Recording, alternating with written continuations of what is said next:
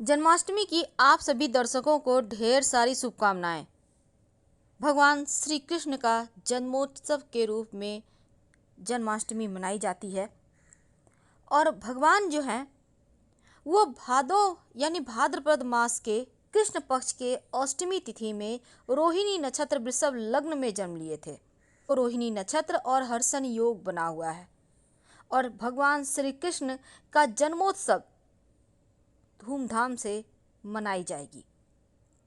क्योंकि इस दिन महासंयोग बना हुआ है, क्योंकि रोहिणी नक्षत्र अष्टमी तिथि का महासंयोग सारा दिन रहेगा और इसे जयंती योग कहते हैं।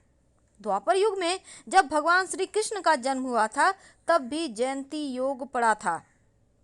तो जिस तरह से श्रावण मास में भगवान शिव की भक्ति होती है, उसी तरह भाद्रपद मास में भगवान श्री कृष्ण की आराधना करने का विधान है। और जो व्रत रखना चाहते हैं वो पूरा दिन व्रत रखेंगे और रात 12 बजे तक आपको व्रत रखना है। वैसे आप नहीं रह सकते हैं तो लिक्विड ले सकते हैं, पर फलाहारी मत कीजिएगा जब तक कि भगवान का जन्मोत्सव आप नहीं मना लेते। तो रात के ठीक 12 बजे, वैसे शुभ मुहूर्त भी इसी समय का है, तो ठीक 12 बजे आप भगवान श्री कृष्ण का जन्म करवाइए। खीरा से करवा सकते हैं।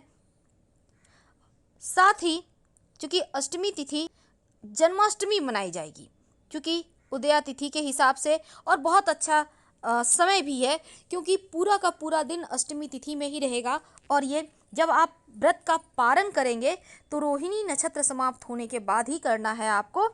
तो चलिए जान लेते हैं कि रात 11:59 से रात 12:44 तक, यानी करीब 45 मिनट का वक्त है। तो भगवान श्री कृष्ण का जन्म चूंकि रोहिणी नक्षत्र में हुआ है और इस बार रोहिणी नक्षत्र हर्षण योग बना हुआ है, तो इस दिन का विशेष महत्व बन जाता है। द्वापर युग में जब भगवान कृष्ण का जन्म हुआ था तब भी जयंती योग था और अब भी जयंती योग ही बन रहा है। तो भगवान श्री कृष्ण को मनाने के लिए उनके मनपसंद वस्तु उनको भोग लगाइए, लेकिन इस दिन गाय को अपने हाथों से क्या खिलाएं, क्योंकि भगवान श्री कृष्ण कान्हा जी को गाय बहुत पसंद है और वो एक ग्वाला थे जो गैयों के साथ रहते थे। तो लड्डू गोपाल को कैसे मनाएं ये तो आपने अभी तक जाना, लेकिन गाय को क्या खिलाएं कि जीवन के कष्ट मिट जाए, हम ये भी जानेंगे। पर उसके पहले दो शब्द में और जान लें।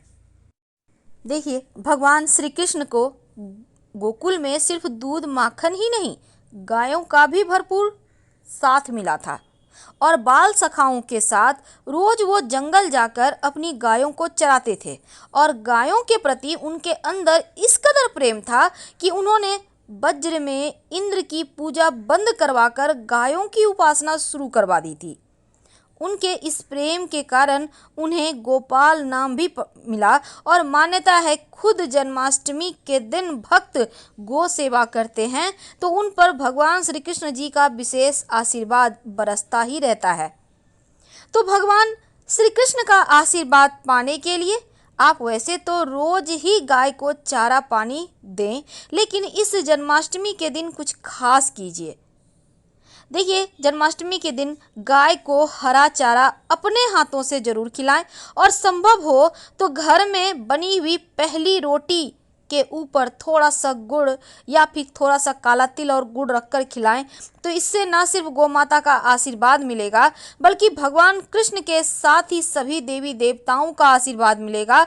और गाय को चूंकि गुड़ सर्वाधिक प्रिय है तो गुड़, काला तिल, आप चाहें तो रोटी पर चना भी रख सकते हैं या कोई एक वस्तु, जैसे कि आपने गुड़ खिला दिया, गुड़ चना खिला दिया, रोटी गुड़ खिला दिया, तो आपको जो आपके लिए संभव हो वही करें।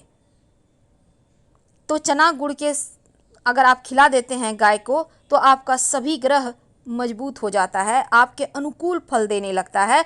और जन्माष्टमी पर गाय को गुड़ चना खिलाने से, गाय को स्नान कराने से पुण्य प्राप्त होता है, क्योंकि गाय में 33 कोटि देवी देवताओं का वास होता है और जब आप गाय को स्नान कराते हैं तो 33 कोटि देवी देवताओं का स्नान कराने के बराबर ही आपको फल मिलता है।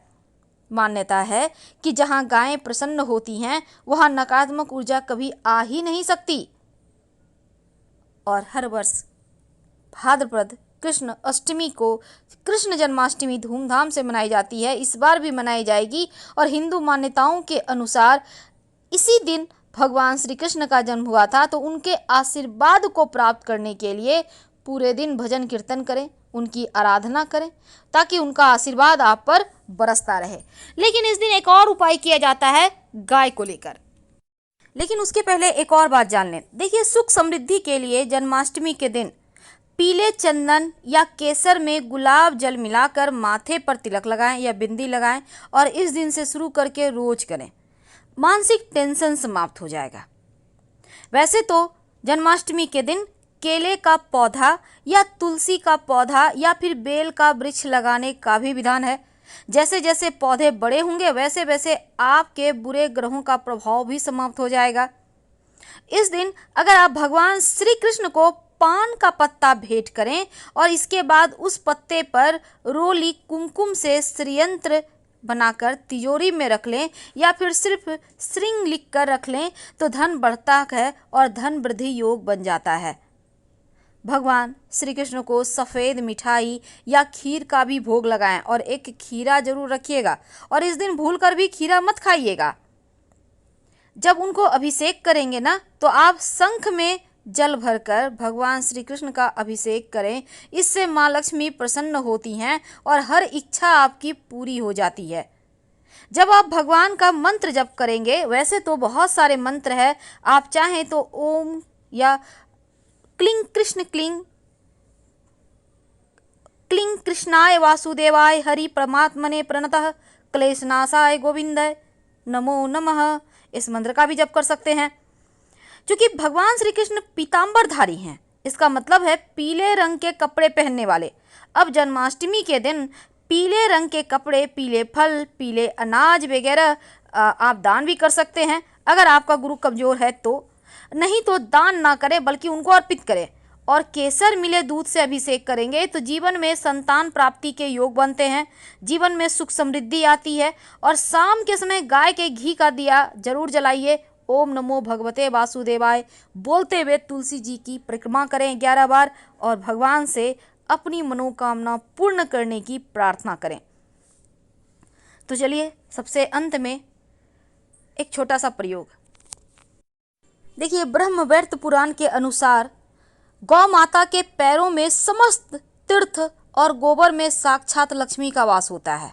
तो गौ माता के पैरों में लगी मिट्टी या पैर जहाँ पर गौ माता ने रखा है, उस जगह की मिट्टी अगर आप थोड़ा सा आपको प्राप्त हो जाए और लेकर आप चले आइए और नियमित रूप से इस मिट्टी से तिलक करें, तो आपको किसी भी तीर्थ स्थान पर जाने की आवश्यकता नहीं है, क्योंकि आपको सारा फल इसी तिलक से मिल जाएगा। तो हम आपसे विदा लेंगे। जानकारी अच्छी लगे तब लाइक कर सब्सक्राइब करें, अपनों से शेयर करें, और ज़्यादा जानकारी के लिए आप हमारे वेबसाइट granddharmasambhag.com गूगल सर्च करके आ सकते हैं। वेबसाइट का लिंक आपको डिस्क्रिप्शन में मिल जाएगा। धन्यवाद, फिर मिलेंगे।